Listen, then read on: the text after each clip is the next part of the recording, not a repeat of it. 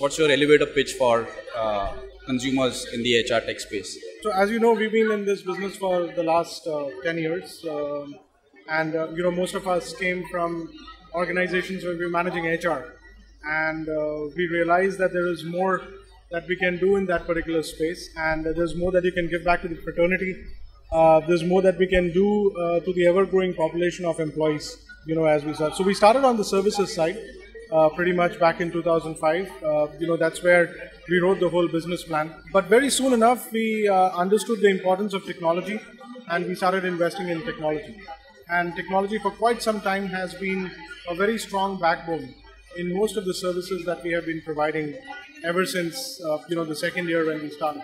As we speak today, we are about 900 people, manage more than about 5.5 lakh employees across the length and breadth of the country. Last year, we recruited about 55,000 people on a fully furnished recruitment format on our technology platform. And as we speak now, we are wanting to get more into the mid-cap market of India. So there are large organizations who want to go into shared services. So there are a lot more organizations in the mid-market who wants the benefit of shared services, but they want to experience through on a technology platform. So the brand that you see here, it's PeopleStrong Walls. There are two ways that you can experience it today. One is through self-serve, which is the complete technology platform that we're talking about. We're going on mobile, we have analytics, we're now getting bots also in place so that we can automate the whole experience to the next level. And then you have the second part, which is managed services. So if you're not willing to do it yourself, we can help you do that as well. And that's how we've been going on. So most of India's Fortune 500 companies will be working with us. Some of the top best companies to work for. Out of 5 to 6 out of them work on the platform services that we have. So tell us about the journey so far. I mean, from services to now being a platform as a service. What are some of the lessons that you guys have learned along the way?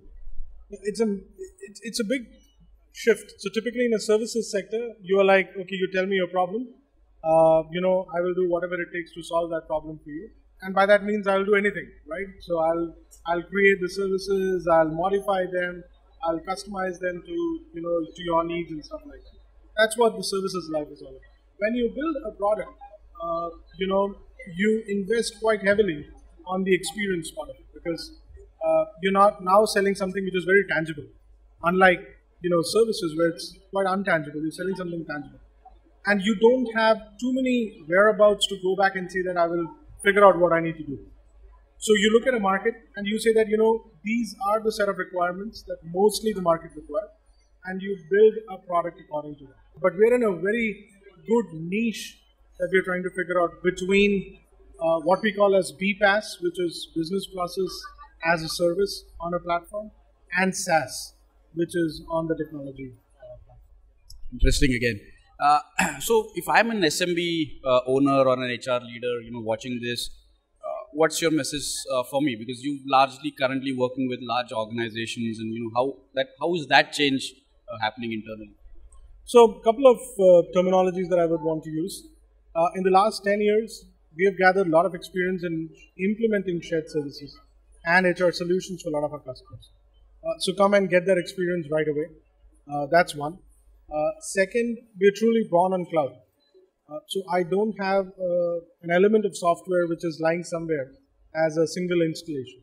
So I have gathered all that experience on to the software that I've created. So if you want to move on to changing the whole HR experience, we can do that right down in 3 to 4 weeks. We will not get you in a long 10-month, 12-month ERP kind of experience. We'll not take away that. And you can pick and choose, the set of modules that you want to, and you go as per, as per the usage, you go and pay for it. And finally, the third thing is PeopleStrong Vault is getting you onto an ever-evolving model, right? So it is not that I will give this software is going to perish in the next 3 to 4 months, or 6 months, or 1 year, because it's going to be on a constant revolution model. And the whole idea is how can we ensure that you're up on the curve. So it's like a driver, it's like a car with a driver, but there is a guarantee that the car will keep updated and upgraded as we keep. Right. Now, tell us a little bit about that. Why did you choose to go mobile first? And in your experience across industries, how is the adoption of that happening? Sure. So when we sat about doing this, we said, there has to be a core theme which should be driving us. The core theme and the philosophy that drives us is simplify work life. That's what we believe, because if we have to, appeal to the growing population, we can do that only if we are able to simplify that work life for them. So that has been one big agenda. Second big agenda is, if you look at some of the statistics coming in, the mobile and internet usages are increasing like crazy. We're almost become the second largest internet users in the world. And it's more increasingly being used by, the employees. So we said we will keep the employees at the center. We will bring in core design thinking across that. So some of the mobile stuff that you're seeing, we have, taken away a lot of stuff which is not working in single swipe and 2 clicks. If that doesn't work with single swipe and 2 clicks, it is not going to appeal. So that's the level of minimalistic design, that's the level of design thinking that we have gotten. And for the first time, we have got the employees in the middle of it, because that's where the core experience gets driven. If you hit that experience, the HR fraternity is going to love you, because they are supposed to manage the employees at the end of it. That's one big change, that we started going about doing that. For the HR, we said if we start doing that successfully, there's a lot of data that we will run, which means can we give them analytics which they can use on their fingertip, and can they manage it? So there'll be program managers who will lead the HR implementation cycle, and they can see the usage of all of this on a click of a button through dashboard, reporting, and analytics. So these were the two agendas that we thought about when we said we want to move on to a technology platform. And at the end of the day, I'm an HR company who's built a mobile platform. I'm not a technology company, so I'm not running away from that either. And I know what is the software aspects that I need to solve based on the experience that we have gathered from our customers. What is some of the stuff that you're hoping to achieve by participating in a conference like TechHR? We love the space. That's the first part of it. We've been a regular for the last 3 years.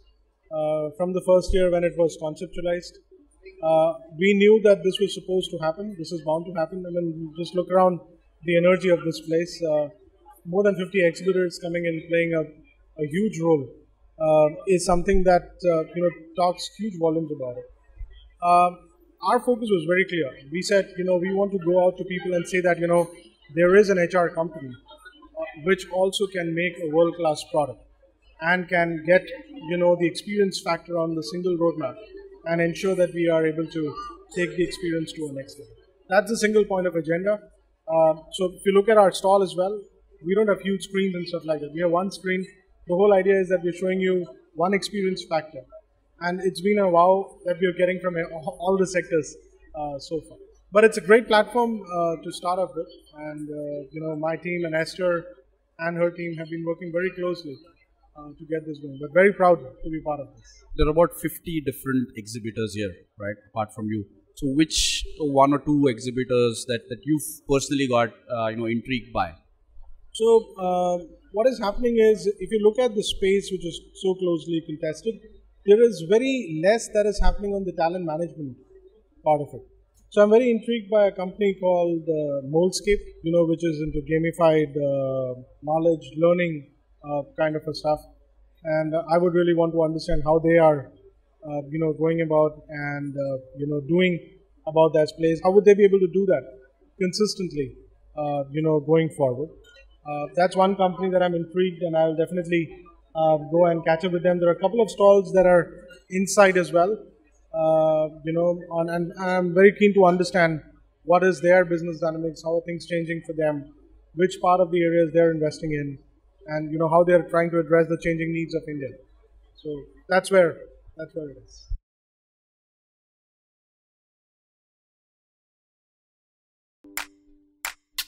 is.